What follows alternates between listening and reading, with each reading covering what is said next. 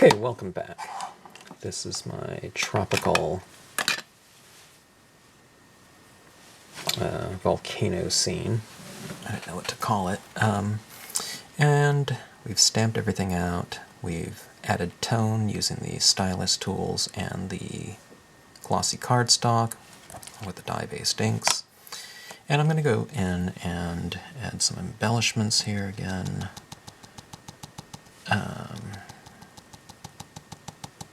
As you know, I like to add in different textures into my scene. We got this gigantic explosion of fire and smoke, and this could be. We can employ this color box pigment ink in here to add in some additional texture and lighting into the scene. Here's some clouds down below. We can add some of that into that area. I have these pads here to kind of remind myself to keep my applications in the field of view of this camera. Even though I'm talking during these videos, just like anyone else, as I start stamping, I tend to get into the piece, and I kind of forget that I'm, I don't know, that this kind of, whatever I'm doing should be in the field of view, I guess, so people can see what I'm talking about, but I end up doing something down here and talking about it, so. Anyways, I guess it's a good thing, after 20 some odd years of stamping scenes, you still get into, total immersion in kind of whatever scene you're working on, or whatever project you happen to be working on. Still the same way. I ask people when I see them periodically if they kind of undergo the same experience. We get stamping, sometimes, or working on whatever projects we're working on, whatever crafting projects, and I don't know, I tend to do a lot of my stamping at night for some reason, and it's easy to, I don't know, just start drawing something or stamping something, and, 1 minute it's 9 p.m., and the next minute you look up at the clock, and it feels like just an hour and a half has passed by, and it's, it's 4:30 a.m. or something like that. And it happens to me all the time.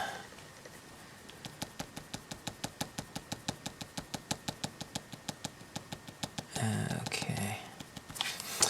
Alright, so I've added some of this color box pigment ink down there, and what it's done is it's given me a translucent look in some of these areas here, like right around in here.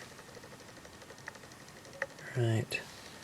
I have the exposure compensation on this camera bumped up a couple notches because I noticed some of the early videos were really dark, so the scene is probably a little bit darker than what it appears to be.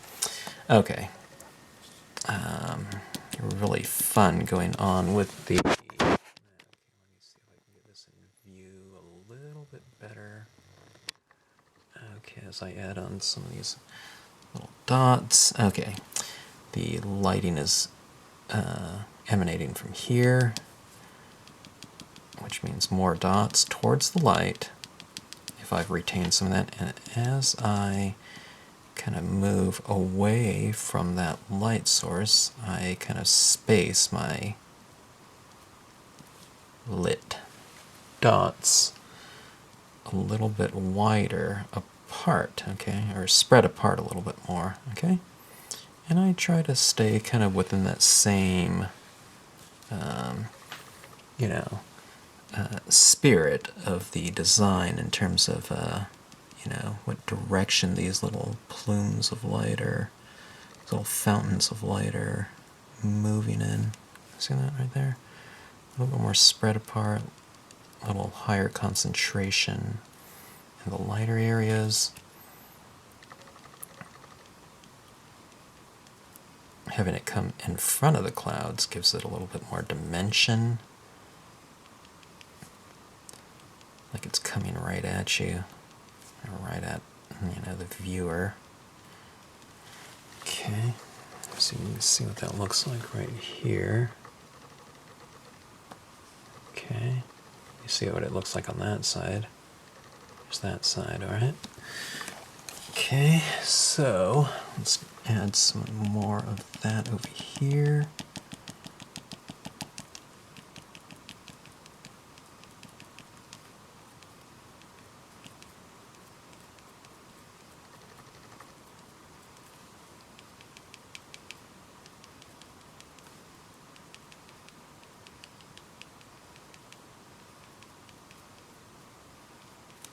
Okay, spreading out the dots a little bit more.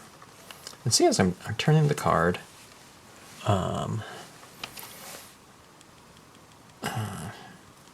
to a position that's nice and ergonomic, I can keep my hand kind of, relatively in one area.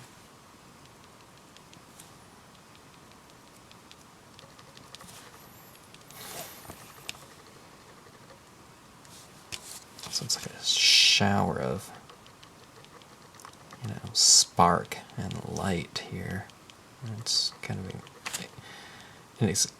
of an exciting sky figure to work on. So as I was saying, when you add tone to something like this that's fairly delicate, it's made out of tone. All these little plumes of light are defined by just a little bit of, the dot area, dot pattern around it. Okay.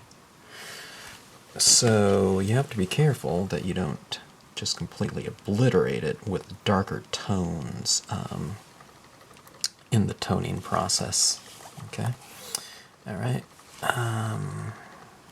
Just for some little bit of variation, I'm putting some larger dots here and there. Maybe it represents something that's exploding and coming towards us. We can have some of it in front of the mountain.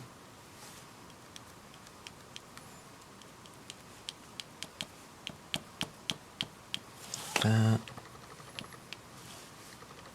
Maybe this is, molten ash falling from the sky. So let me zoom out a little bit.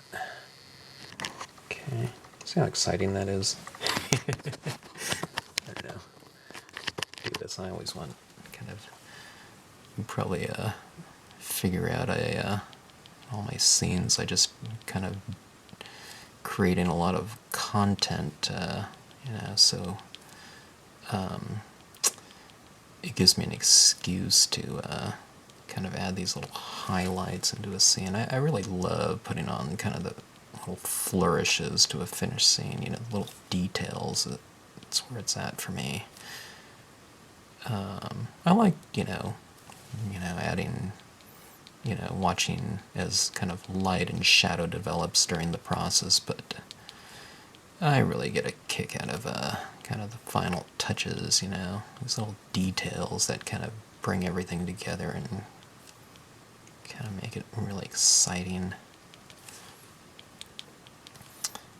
Okay. Exciting for me, at least. I like a lot of contrast. I love detail. Okay.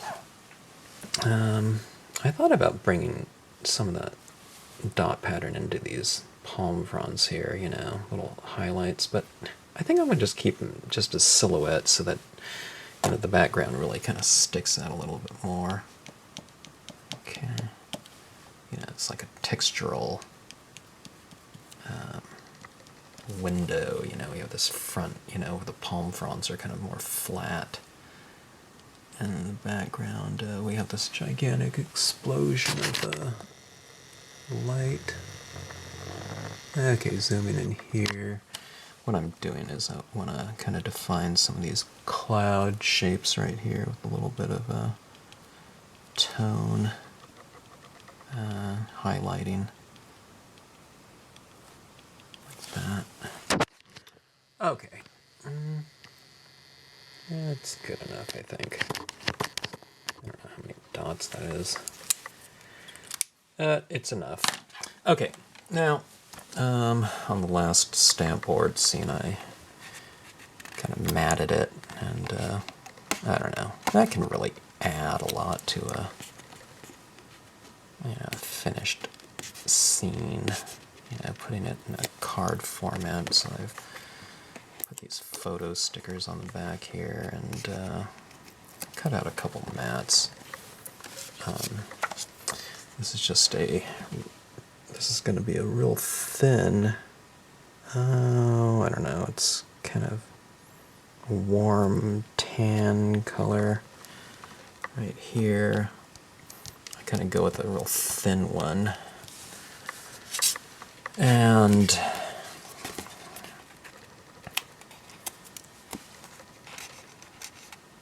I have this iridescent Star Dream. I don't know what color that is. Kind of a reddish burgundy brown iridescent paper. I think I mentioned in a previous video, I don't know, for some reason I'm a sucker for iridescent papers. I wasn't really conscious of it, but I'd go out in these various paper stores, and I don't know, over the years I started buying a little pack here and there, Then one day I consolidated all my papers, and I don't know, 90% of them were probably these iridescent ones. Okay, let's see. Throw this back here so you can see it a little bit better. This area I've kind of left open for, perhaps putting a quote or a word stamp down here. Something down here would go good. I would probably mat it again, just like I have up here. I don't know what I'm going to put yet. But anyways, it's a fun little thing to do. That fountain of light was kind of a fun little thing to add those little embellishments to with the white. This one's a Uniball Signo pen. A few highlights here on the mountain peaks. Those little craggy edges. Color box pigment ink. It wasn't too much of it, but there's a little bit of diffusion in there, kind of adding a little bit of texture to it. And dark foreground here, so there's not too much different layers of imagery. It's basically foreground and background. Foreground could be something as simple as, that same palm frond, stamped 3 different times. Overall, the whole thing's matted. What I did was little, real thin, kind of border around here. I like how it kind of pulls out the little dots here. These dots are white, but they get a little bit more translucent because some of the color shows through. So I'm going to show up in a video like this, but I do it thin like that, again, to pull out these little dots. And you can kind of see this iridescent paper a little bit. It's kind of a fun one for this card. But anyways, finished scene, and anyway, hope you enjoyed it as much as I enjoyed stamping it. Okay, as always, thanks for watching.